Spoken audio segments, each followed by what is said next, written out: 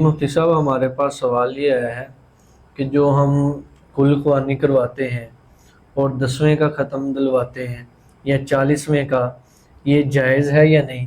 اور اگر جائز ہے تو ہمیں قرآن و حدیث کی روشنی میں اس کے بحوالہ بتائیے گا۔ بسم اللہ الرحمن الرحیم۔ اس میں تیجا ہو، 7واں ہو، 10واں ہو یا 40واں ہو، یہ صرف نام ہے ٹھیک ہے، لوگوں کی سہولت کے لیے، آسانی کے لیے۔ اصل چیز جو ہے وہ اس میں اصالِ ثواب ہے، ٹھیک ہے، اور اصالِ ثواب قرآن اور حدیث دونوں میں سے ثابت ہے۔ ٹھیک ہے، اصالِ ثواب کا معنی ہوتا ہے کسی کو نیکی پہنچانا۔ ٹھیک ہے، اصال کا معنی پہنچانا اور ثواب کا معنی نیکی۔ ٹھیک ہے، قرآن کریم برہان رشید میں سے میں آپ کو بہت ساری مثالیں ہیں، ایک مثال دیتا ہوں۔ وہ جہاں حضرت موسیٰ اور حضرت خضر علیہ السلام گئے تھے ایک بستی میں، جی اور بستی والوں نے ان کو کھانا یا پانی تک نہیں دیا تھا، جی بالکل، اور باہر آ کے انہوں نے ایک گرتی ہوئی دیوار کو سیدھا کیا تھا۔ جی اس دیوار کو جب سیدھا کیا تھا تو قرآن کہتا ہے وَأَمَّا الْجِدَارُ فَكَانَ لِغُلَامَيْنِ أَبُوهُمَا صَالِحًا۔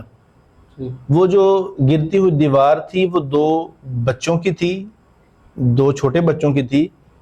ان کا باپ نیک آدمی تھا، ٹھیک ہے، ان کا باپ نیک آدمی تھا۔ اس آیت کریمہ کی تفسیر پڑھی جائے تو ان کا وہ براہ راست باپ نہیں تھا، وہ 7ویں پشت میں ان کا باپ گزرا تھا، ٹھیک، اوپر 7ویں پشت میں تھا۔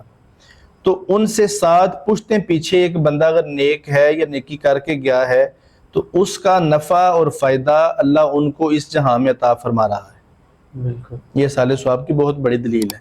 ٹھیک، اور دوسرا حدیث پاک میں جائیں تو بذات خود صحابہ کرام رضوان اللہ علیہم اجمعین نے نہ صرف اپنے فوت شدگان کے لیے اصالِ ثواب کیا ہے، بلکہ رسول اللہ صلی اللہ علیہ وسلم سے پوچھ کے اس کی سند پر مہر تصدیق ثبت کروائی ہے۔ ٹھیک، یہ میرے سامنے کتاب ہے سنن ابی داؤد کی، اس کتاب میں 2883 نمبر حدیث ہے، اور یہ حدیث پاک میں آپ کے سامنے پوری پڑھ دیتا ہوں۔ آس بن وائل یہ فوت ہوتا ہے، اوصا وصیت کر کے جاتا ہے، ان یعتق عنہ 100 رکبۃ، کہ اس کی طرف سے 100 غلام آزاد کر دیے جائیں۔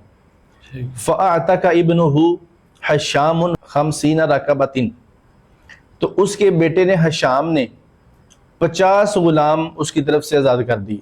ٹھیک، فاراد ابنہ امر ان یعتق عنہ 50 الباقیہ، اس کا دوسرا بیٹا تھا، اس کا نام تھا امر، اس نے ارادہ کیا کہ وہ باقی جو 50 رہتے ہیں وہ بھی آزاد کر دے۔ فقالا، وہ کہنے لگے، حتی اسأل رسول اللہ صلی اللہ علیہ وسلم، میں تب تک غلام آزاد نہیں کروں گا جب تک میں رسول پاک سے پوچھ نہیں لوں گا۔ سبحان، فأتی النبی، وہ رسول پاک کے پاس آیا، فقال رسول اللہ صلی اللہ علیہ وسلم، سرکار نے جواب دیا، انہ لو کان مسلما، اگر وہ مرنے والا جو وصیت کر کے گیا ہے اگر وہ مسلمان ہوتا، فاعتقتم عنہ، تم اس کی طرف سے غلام آزاد کرتے، او تصدقتم عنہ، یا اس کی طرف سے کوئی چیز صدقہ کرتے، او حججتم عنہ، یا اس کی طرف سے حج کرتے، بلغہ ذالک، تو یہ سب کچھ اس کو ضرور پہنچنا تھا۔ بے شک، یہ حدیث پاک سنن ابی داؤد میں ہے اور صحیح ہے، اس کو بھی صحیح لکھنے والا ناصر الدین البانی ہے، ٹھیک، وہ سعودی عرب والا۔ ٹھیک، تو یہ صحیح حدیث سے، حسن حدیث ہے، اس سے یہ بات ثابت ہوتی ہے کہ فوت شدگان کے لیے غلام آزاد کرنا یا صدقہ خیرات کرنا یا کوئی بھی نیکی کرنا، اس کے لیے اصالِ ثواب کرنا، یہ بالکل جائز ہے۔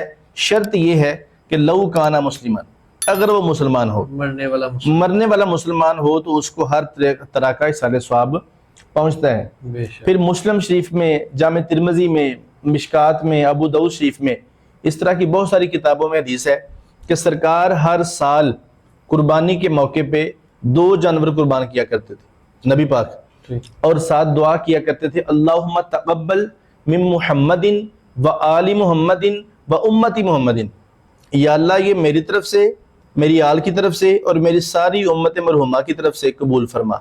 تو یہ بھی اصالِ ثواب ہے کہ کچھ حضور کی امتی وہ بھی تھے جو دنیا سے چلے گئے تھے، کچھ وہ بھی تھے جو ابھی آنے تھے، تو یہ سب کی طرف سے حضور اس کا ثواب اللہ پاک کی بارگاہ میں پیش کر رہے ہیں. تو یہ اصل بات ہے ایصال ثواب. ٹھیک ہے. مطلب یہ ہے کہ ہم نے کوئی نیکی کرنی ہے، کوئی عبادت والا کام کرنا ہے، کسی بھوکے کو، کسی فقیر کو، مسکین کو کھانا کھلانا ہے اللہ کی رضا کے لیے، اس پر ثواب کی امید اللہ سے رکھنی ہے، جی. اور اللہ پاک کی بارگاہ میں یہ عرض کرنا ہے کہ یا اللہ اس سے ہمیں جو نیکی سے ثواب حاصل ہوا ہے یہ ہمارے ابا جی کو، ہماری اماں جی کو یا فلاں فوت شدگان کو عطا فرما. یہ ایصال ثواب ہے بس. تو یہ جائز ہے.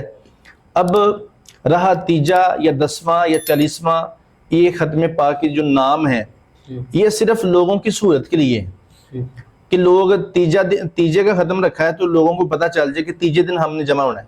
ٹھیک. 10ویں کا ختم ہے تو رشتہ داروں کو، محلے داروں کو پتہ چل جائے کہ 10ویں والے دن ہم نے فلاں بندے کے ایصال ثواب کے لیے جمع ہونا ہے. یہ اسی طرح ہے جس طرح اذان کے بعد جماعت کے لیے وقت منتخب کیا جاتا ہے. حالانکہ یہ جو لوگ تیجے، 10ویں اور 40ویں پہ اعتراض کرتے ہیں یہ ہمیں بتائیں کہ کیا رسول پاک صلی اللہ علیہ وسلم کے دور میں نماز با جماعت ادا کرنے کے لیے جماعت کا وقت مقرر کیا گیا تھا؟ نہیں کیا گیا تھا. ٹھیک ہے. تو یہ پھر بدعت نہ ہوا. تو یہ کیوں کیا جاتا ہے؟